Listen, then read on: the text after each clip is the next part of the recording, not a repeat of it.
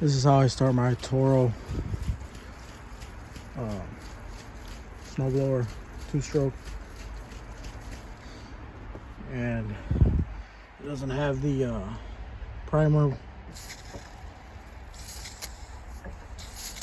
Spray a little starting fluid in there, or I've sprayed WD-40 in there too.